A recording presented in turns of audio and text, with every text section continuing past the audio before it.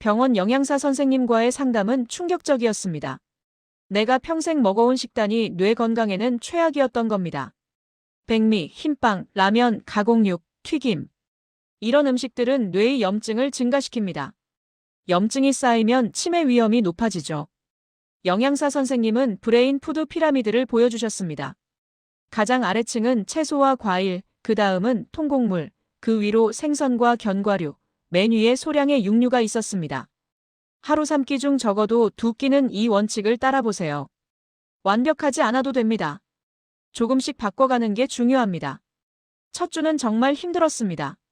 40년 넘게 먹던 짜고 기름진 음식이 그리웠습니다. 하지만 아내가 함께 노력해줬습니다. 당신 건강이 우리 노후를 결정해요. 나도 함께 바꿀게요. 우리는 매일 아침 견과류 한 줌을 먹기 시작했습니다. 호두 5알, 아몬드 10알, 땅콩 15알.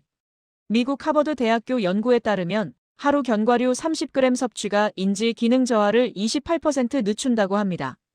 점심은 현미밥에 등푸른 생선, 그리고 색색의 채소를 담았습니다. 고등어, 삼치, 연어에 들어있는 오메가3 지방산이 뇌세포막을 보호한다는 걸 알게 됐습니다. 일주일에 3번 이상 생선을 먹으니 한 달 만에 혈액검사 수치가 좋아졌습니다. 저녁은 가볍게 먹었습니다. 샐러드에 올리브 오일을 두르고 토마토, 브로콜리, 시금치를 듬뿍 넣었습니다. 처음엔 맛이 없다고 생각했지만 2주가 지나니 채소 본연의 맛이 느껴졌습니다.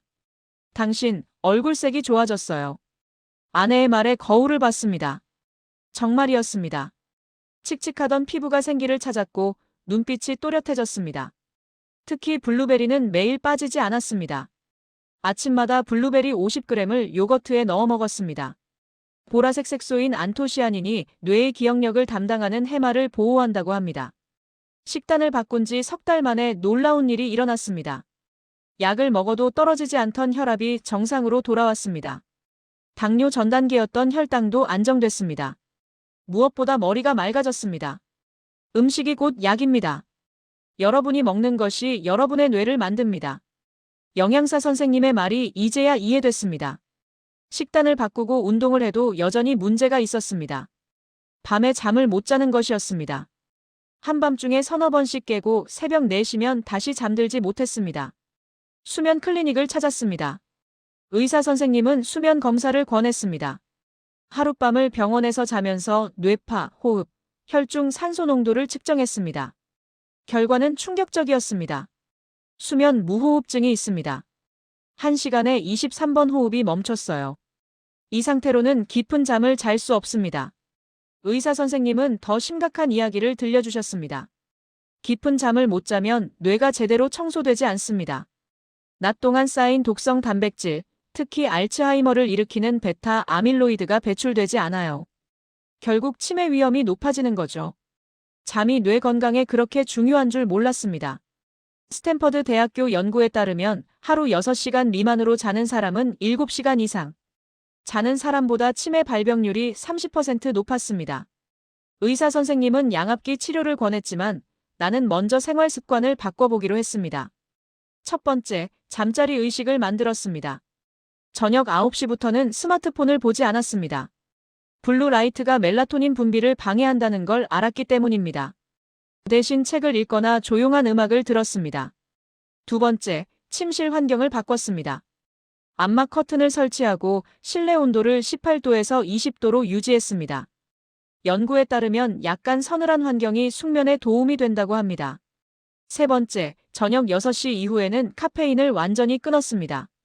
평생 즐기던 저녁 커피를 포기하기 힘들었지만 대신 캐모마일 차를 마셨습니다. 네 번째, 매일 같은 시간에 자고 일어났습니다. 주말에도 예외가 없었습니다. 밤 11시에 잠들어 아침 6시에 일어나는 리듬을 만들었습니다. 처음 일주일은 효과가 없었습니다. 여전히 중간에 깼고 잠이 얕았습니다. 하지만 포기하지 않았습니다. 2주가 지나자 변화가 느껴졌습니다. 중간에 깨는 횟수가 줄었습니다. 3주째 아침에 일어났을 때 개운함을 느꼈습니다. 4개월이 지나자 거의 매일 7시간씩 푹 잘 수 있게 됐습니다. 수면의 질이 눈에 띄게 좋아졌네요. 이대로 유지하세요. 재검사에서 의사 선생님이 웃으며 말씀하셨습니다. 잠을 잘 자니 낮에 머리가 맑았고 기억력도 좋아졌습니다. 운동도 하고 식단도 바꾸고 잠도 잘 잤지만 뭔가 허전했습니다. 퇴직 후 점점 줄어드는 사람들과의 만남 때문이었습니다. 하버드 대학교의 80년 종단 연구에서 놀라운 사실이 밝혀졌습니다.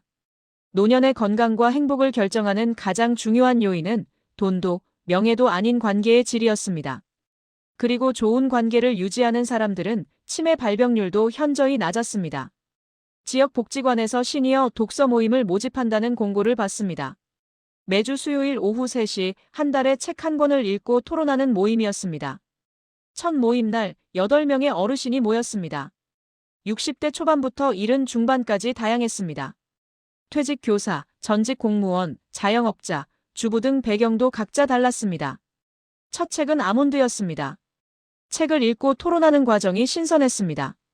누군가는 감정에 대해 이야기했고 또 누군가는 교육에 대해 논했습니다. 같은 책을 읽어도 해석이 천차만별이었습니다. 이렇게 다양한 생각을 나누다 보면 뇌가 자극받습니다.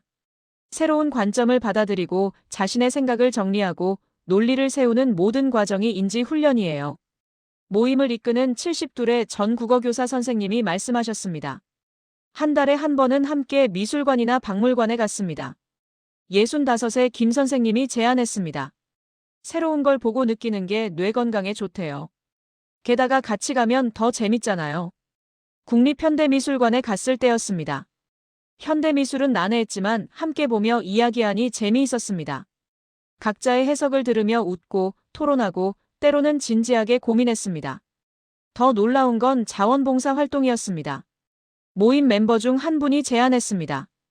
우리 동네 초등학교에서 어르신 독서 도우미를 구한대요. 일주일에 한 번, 1시간만 아이들에게 책 읽어주는 거예요. 5명이 함께 신청했습니다. 매주 금요일 오후 2시 학교에 가서 아이들에게 책을 읽어줬습니다.